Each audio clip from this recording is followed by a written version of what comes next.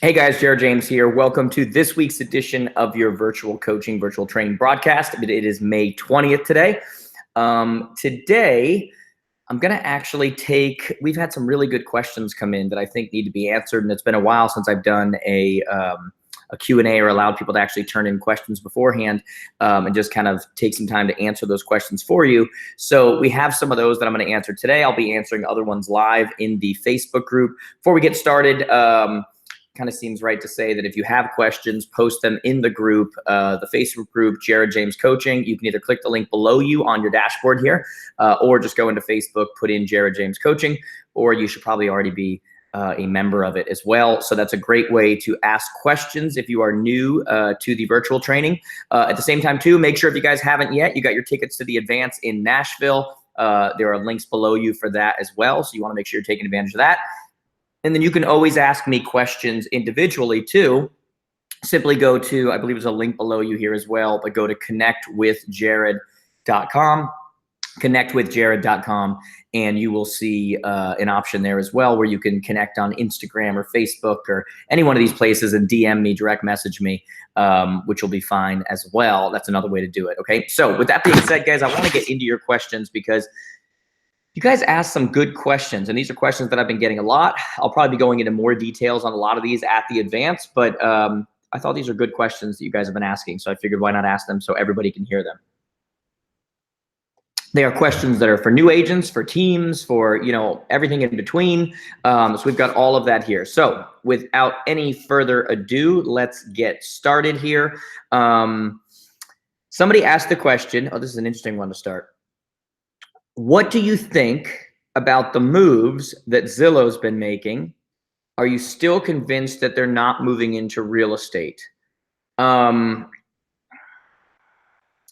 I've been thinking about this a lot, and I've been doing a lot of work on this as well, a lot of research into this, and talking to a lot of people that I know in the industry and everything else.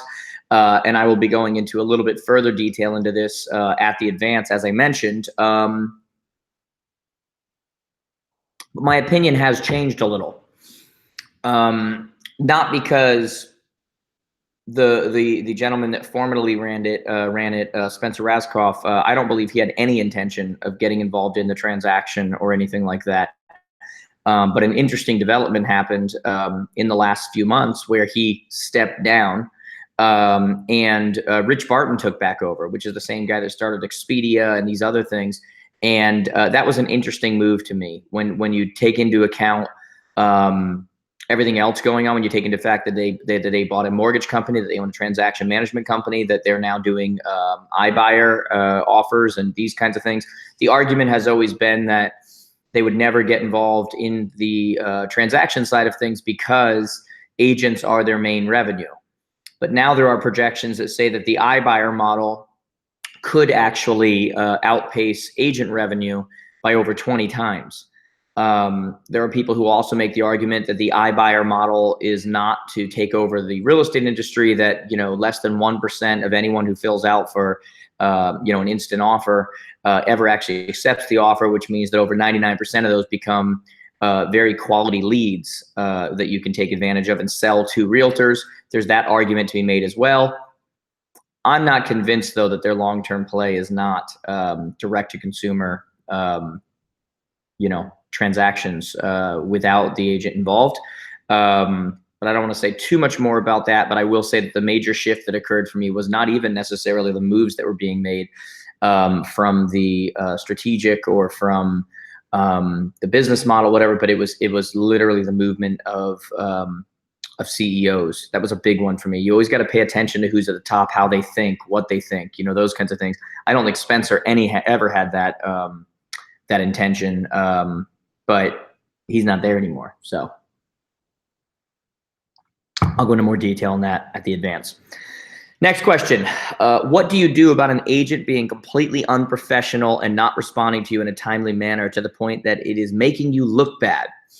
So this is one I get a lot. I should probably cover this on a podcast or something, but I'm going to tell you one of the things that I used to do when I was selling real estate is if somebody got to the point that it was utterly frustrating, they just were not responding, not anything, I would literally put everyone in the transaction on an email, meaning their clients, meaning the attorney, meaning the, whoever it is.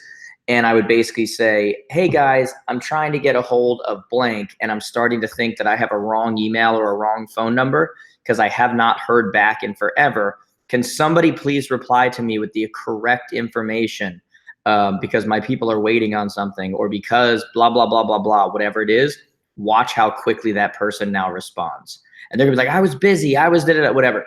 I want you to remember something. You didn't do anything to them. They did it to themselves. How many times can you reach out to someone and have them not respond before it's just completely unprofessional, making you look bad, and really just making the industry look bad?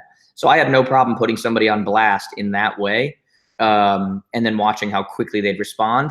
And now they know that that can happen. And now the message has also been sent, because a lot of times their clients or whoever is going, why aren't you responding? And kind of in a subtle way, you let everybody know, kind of playing dumb, like, hey, does anybody have the correct info? I must have the wrong info. Or did they change their number? Or did they, like, I would completely do that, okay? So that's the answer to that. Next one, what are the biggest mistakes you see realtors make early on? So we know 87% of all realtors fail in the first 5 years. In small businesses, 80% of all businesses fail in the first 5 years. So I would say the biggest mistakes, number one is something you guys have heard me say before, which is it's boat overfishing, meaning that so many people focus early on fishing, meaning lead creation, got to create leads, got to whatever. And the truth is, the first step to me is boat. It's infrastructure. Catching a lot of fish before you have the infrastructure to carry those fish is a big mistake. And so I think one of the biggest mistakes people make is that they try to create an influx of leads or try to figure out how to do that before they have the infrastructure to actually handle those leads. Because what happens is, if you don't have the infrastructure early on, once you actually get busy, you now won't have time to create the infrastructure. It's just like I put up an Instagram post the other day, and I said, if you're not a giver before you have money, you'll never give when you have money. It doesn't happen afterwards. You got to do it when the time is there, and when, before it seems like the right time to do it. So that's the first biggest mistake I think people make, is boat overfishing. They do fishing over boat. And the second one is that I think too many, especially new agents, but I think experienced agents do this as well, is that they go after the whole grape rather than the piece of the watermelon. Meaning that when it comes to splits and other things, everybody's fighting like crazy to try to get the highest possible split they can get, not realizing that, what you're essentially doing is leaving nothing left for the broker, whoever, to give you the experience you need or give you the tools you need to help you run an effective office.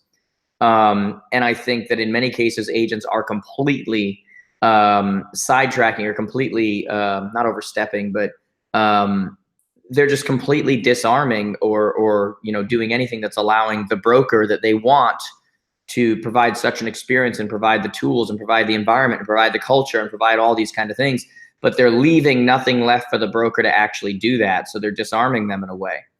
Ultimately, I think that when you look at it from a business perspective, when everybody wins, everybody wins. But you can't just win and then complain about the broker. Why aren't they doing this? Why aren't they doing that? Why aren't they doing, whatever? They've got to ultimately have the resources to do that, while also enabling you to do more within the office that you're at. There are a lot more things that lead to success. There are a lot more things that matter to people within a brokerage than just the percentage they're making, right? And so you have to keep that stuff. You have to take that stuff into account. Culture does matter. Community does matter. The tools that are offered do matter. The profession, like all of that stuff matters. So that's probably the second one. How do you handle it when you feel like you're going through a slump and there just isn't any business to be had? How do you handle it when you're going through something you feel like there's just no business to be had? This is why I talk so much about process over results. And I say, if you focus on results, you'll get frustration, but if you focus on process, you'll ultimately get results. What I mean by that is that sometimes what happens is, when we're in a slump or we feel like we're not doing well or everything's not going great, we tend to look at our results to prove that there's nothing out there, okay? And so one of the things that I do is that I get really, really macro, meaning bigger picture, and then I get really micro. And what I mean by that is, if I feel like there's not enough business coming in, or there's no business out there, or I tell myself that story, I take a macro look at the whole environment, the whole industry, your whole marketplace. And I go, Well, that's not true. 300 houses sold yesterday, 22 houses sold yesterday, you know, whatever it is. And I take a real macro look. And then, and then after I take that macro look, I then tend to go really micro and say, okay, why am I not a part of that? You know, why was I not an option for those people? Because it always comes back to me, right? And I do the same thing within our coaching business. I do the same thing within our marketing business, our Jarja business. Is I look at the industry as a whole, and I just kind of go, okay, if our numbers were what we wanted or not what we wanted the last month, well, why was that? Okay, they weren't. Okay, well, we know that this many people, we know that, you know, and I still take into the realities of the seasonality, just like you need to take in the reality of the seasonality. But at the same time, I'm very conscious of, okay, let me get a bigger look and say, it's out there. Maybe I'm just not getting it, but it's out there. You know, it's like saying something doesn't work. Well, it worked for someone. If it worked for someone, it can work for me. So I always just tend to, aside from all of the, you know, having your morning routine and gratitude and all that kind of stuff, I'm talking about a slump now just from like the mindset perspective of like, there's nothing out there. I go very macro to reprove to myself that it's all there. And then I go micro in on myself and I look at process. And I say, what's wrong with the process right now? That's how I handle that. Next question. What do you think the difference is between solo agents doing a lot of business and a successful agent that builds a dominant team? I think the greatest difference is the greatest difference in all of us, which is that they simply made a decision. They overcame the fear, you know, they made a decision for which pain point they were going to feel. Meaning, it's amazing to me how many people complain about their current situation, but when you give them the solution, they complain about the issues of that next solution. Yes, there are potential issues. This is why I talk about the job of any business is to create new problems, right? Yeah, okay. So if you do start growing, you may hire incorrectly. You may get people in that you're not crazy about. You may get people who make mistakes. You may get people completely 100%. But in the meantime, while you're making a conscious decision to not make a decision to do anything new, to try anything, to grow, to create new problems, to do all of these things, you are now left with this massive issue that you currently live with, which is that no matter what happens, no matter what goes on in your life, no matter what, if you stay in this career for the rest, you know, the next 20 years, you are always going to be stressed. You're never going to feel like there's enough time. You're never going to have the right processes. Everything is always going to come down to you. You're like you've made a decision to not solve that. Okay. And so that's a problem, right? It's why a lot of people get into one-on-one coaching. It's why people start using their CRM effectively and start creating their systems. And it's why people take chances and start branching out and looking at organizational models and these kinds of things, which is a big topic at the Advance. Like, you know, what is the organizational model? Like, it shouldn't just be me. Here's the other options. Like, it's why people do that kind of stuff. Okay. And so I would say the greatest difference between someone who's just a really busy agent that, you know, is kind of, you know, hating their life and just, you know, whatever, and somebody who becomes a successful team, so to say, where they start to actually build a company. Some of you don't like the word team, but the truth is all you're doing is just building a company. You're just building a business. It's the same thing, the same difference between everyone, which is simply make a decision. Like, make a decision, right? And for all of us, we make a decision. Just some of us make a decision to stay exactly where we're at. And for a lot of you, that should not be enough. Okay. So those are the questions I want to answer today, guys. I hope this is helpful. If this is something you want me to do on a monthly basis or a bi-monthly basis, I want you to let me know, because I was doing it a while ago and I kind of got away from it. But I feel there's value in it from the perspective of letting me hear exactly what you guys want to hear from. So let me know if that's the case, guys. Just post it in the group or send me a DM on Instagram or something like that. As always, guys, like I said, you can go to connectwithjared.com, send me messages, follow, stay engaged. Make sure you have your tickets to the Advance, guys. This is something you don't want to miss. We're about to release the agenda on it. So there's going to be a lot of different things covered, because we're doing not only the you know, the main sessions in the morning and the closing, but we're doing breakouts in between too, on a lot of different topics that deal with individual agents, teams, brokers. We're also going to do a time when the vendors will have an hour where you can choose to go, and they'll just literally talk about their products so you can learn more about it, so you don't feel like you're being pitched. It's not during an actual real session. So that's something that we're going to do for you as well. Make sure you get your tickets, guys. The hotel is just about booked out. So if you've booked your room and haven't booked, if you've booked your tickets but haven't booked your room, make sure you get on that too. Okay. Hope this was helpful for you guys. Send me your questions.